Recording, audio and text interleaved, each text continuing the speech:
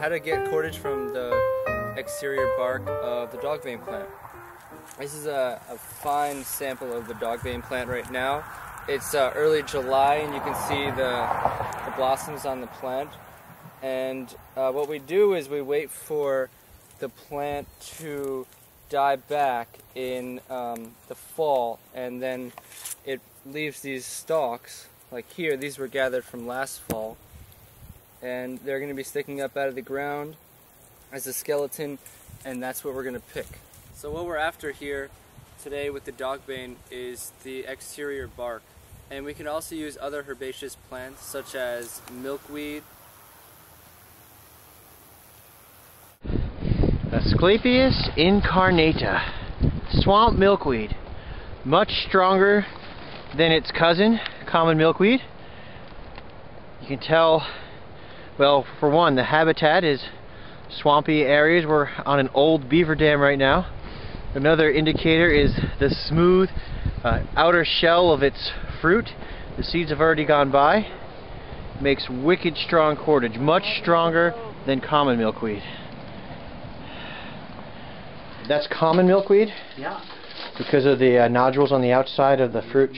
Know it. We're taking our milkweed that we just plucked from the ground and we're smushing it flat. By smushing it flat, you create 4 separate pieces to your milkweed stalk. There's 2, and here are the other 2. This is important because we want this outer skin layer right here. Once we have that outer skin layer, we're ready to make our cordage. So let me just peel all this outer skin off. Okay. And by rubbing it, we'll get all of the black goopy stuff off until we have nice white fibers, like this. Look at that, magic. Okay, so we're going to take these fibers and using a simple hand weave, we're going to make cordage. Nettles. So I'm sitting here now with the nettle plant, and like I mentioned before, this makes decent cordage. A good way to ID it is it has opposite branches, kind of a bluish green, pretty vibrant and fuzzy. You want to be careful while touching this, like I am now, because it's easy to get stung by it. It's also commonly called stinging nettle. You can see these little hairs on here have a type of folic acid in it that when you touch it, it gets released into your skin and gives you a slight stinging sensation. They usually grow in big patches. Evening primrose. Evening primrose enjoys disturbed soils, and what we do here is, again, we wait until the fall for the leaves and the flowers to die off, and then we pick it and harvest it for the exterior bark, same as dogbane and milkweed and nettle. And evening primrose makes decent cordage. It's hard to get it in long strips that we can do with the milkweed and the cordage. But if you can get it in long strips, then it makes pretty decent cordage. And a lot of times it's available in a lot of places, so that's why we use it. And what we're going to do with these herbs is, here's a dried skeleton stalk of the dogbane from last fall that was harvested. And what we're going to do is we're going to break it like this.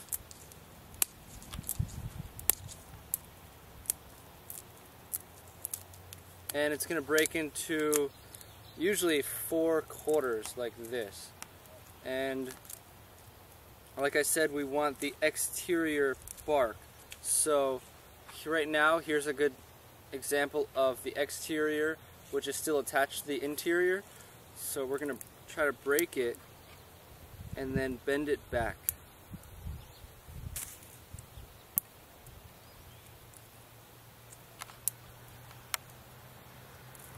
And we can continue doing it till we get nice long fibers like this.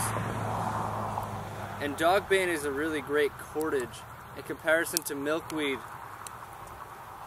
Milkweed will start to deteriorate after about a year, while dogbane lasts a lot longer.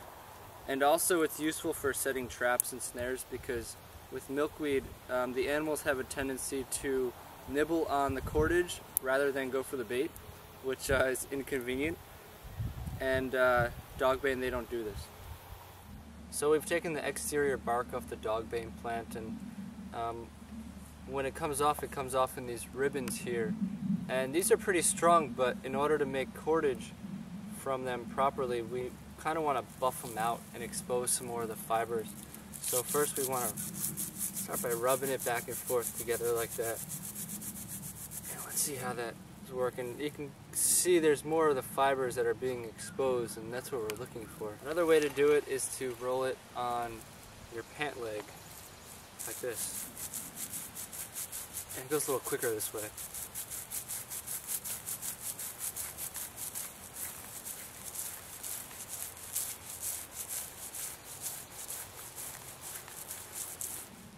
Okay, so now we're ready to make some cordage. What we can do is we can take this piece of fibers here, now that they're nice and exposed, and we can fold it in half. And what we're going to do is we're going to pinch right here in our non-dominant hand, between our pointer finger and our thumb. And in our dominant hand, we're going to take the top strand, which is this one, in our pointer and our thumb as well, and we're going to twist forward. And from there, we're going to take our middle finger and pinch the bottom strand, this one, to the back of our pointer finger, and we're going to twist backwards. We're going to take our non-dominant hand and pinch that X there. If you can see, pinch, and then we repeat. So this used to be the bottom strand and now it's on top. So we're going to do the same thing. We're going to pinch it, twist, grab, and then twist again. And then we're going to move this finger up. So we pinch again. Pinch, twist, grab, twist again. Pinch, twist, grab, twist again. And we're going to continue this pattern.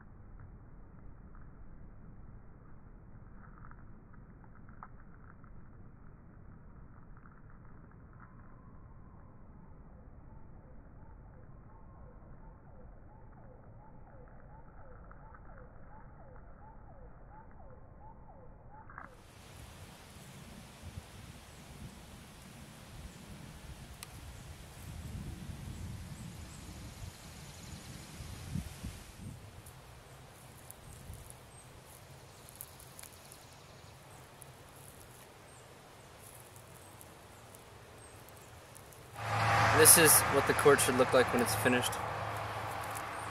It's pretty strong, I can't break it if I tried. Yep. Dogbane cordage.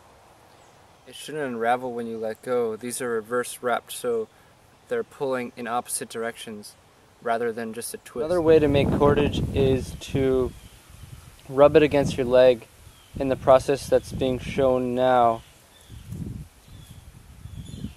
It's a little bit more difficult, it takes a little bit more practice to get down, but the speed of it is a lot faster. You can get a lot more cordage in a lot shorter period of time, and this practice is invaluable out in the field when you need to make a lot of cordage and you don't have a lot of time to do so.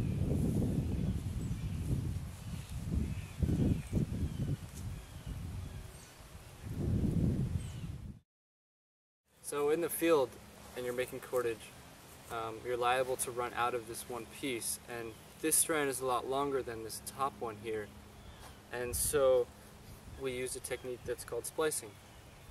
And in order to splice, what we do is we take the strand that we want to splice to make it longer, and we just add it onto one of the strands. In this instance, I'm going to use the top strand, and I'm just going to add it on and continue going on the same technique that we were using to make cordage. So just twisting, same way. When you watch the video, sometimes it seems pretty hard to make, but cordage is actually really simple to make.